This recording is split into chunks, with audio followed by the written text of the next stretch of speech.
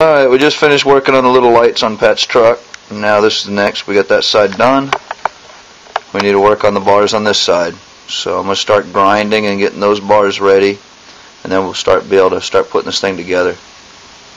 Alright, the other side's done up. And we just kind of tossed it up into position.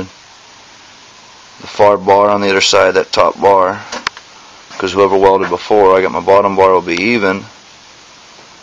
That top bar's misaligned.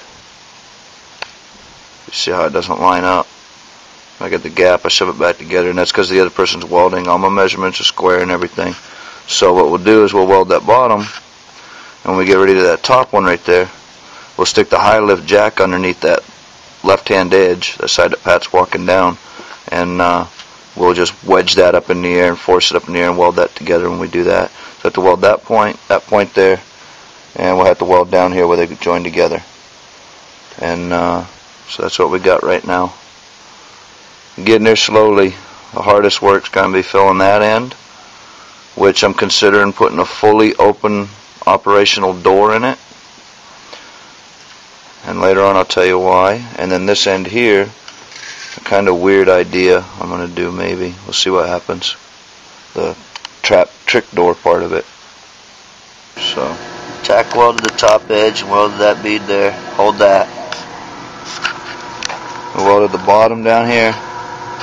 And then rather than using the high lift, I just stuck the C-clamp on that to straighten it out.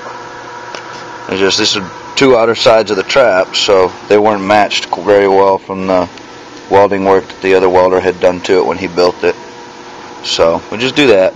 It'd be the easiest way to do it with a C-clamp.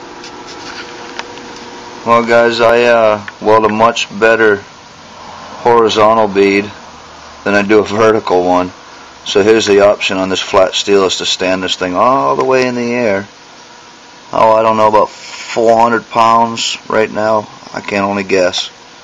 Took two people to do that, and I've got to finish welding this thing by myself and flipping it around by myself. Patrick had to go home. So now I got to climb up on top of the ladder and run that bead up there.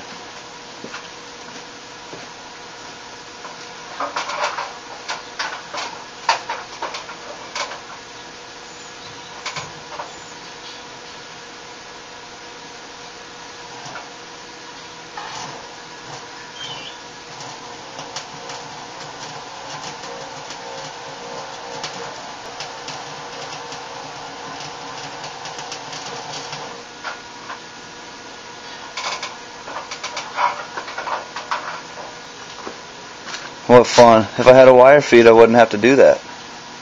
I just burn it wherever. My mom told me I could have one of hers, but it's 2,000 miles away.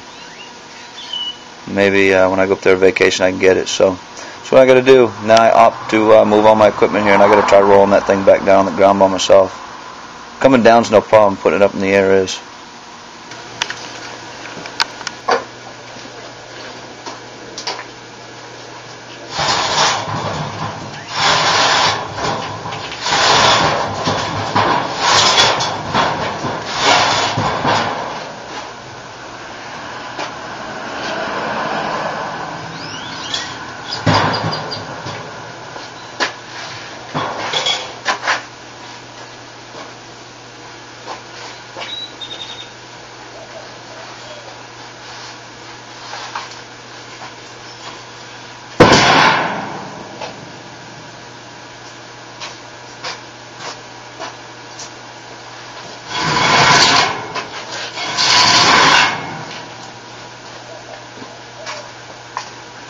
Yeah, it's going to take at least two people to load that.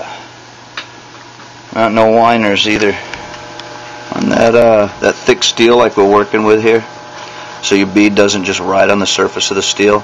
You want to use some pretty high heat, but also you want to dig a groove, work yourself a groove along that edge where those two pieces are joining, so your bead penetrates that steel better and rides down in there. You get a lot better connection on that.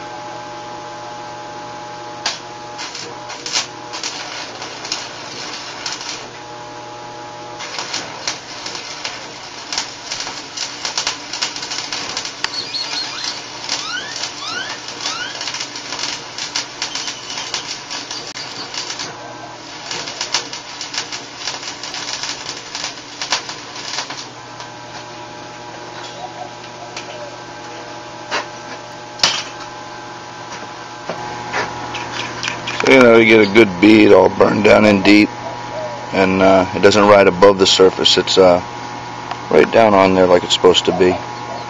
So now we get to flip this over and do 3 more sides.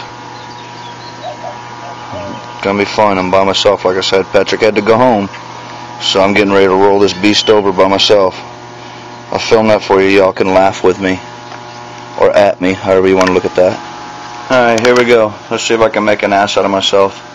I weigh 135 pounds soaking wet, so that outweighs me by at least half again as much as what I do. Yay.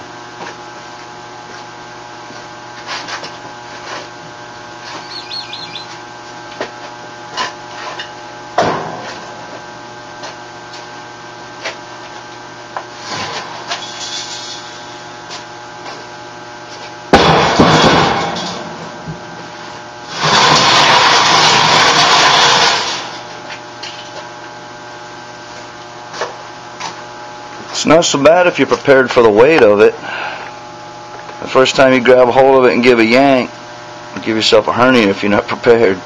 It's no fun. 3 more welds to go and it should be in one piece. I think we're going to have to make the door and everything I want to put on this thing come apart. It's going to be heavy. It's going to be great for a person who's got a piece of property that can leave it all the time, but I don't have any such thing really. So anyway, fun project. Well, obviously y'all seen what we started with. We're not looking for perfection here. Would I ball the top of that trap? I've lowered the camera to put on level. You can see first this edge and then the other edge. It all looks fairly even and all. But then you look down at this front corner, right above the welding helmet, you see it's off the ground. I don't know, that's just my foundation, that pad or what. But she's a little bit cattywomp. Like I said, we're not looking for perfection. We're using junk here to make a hog trap.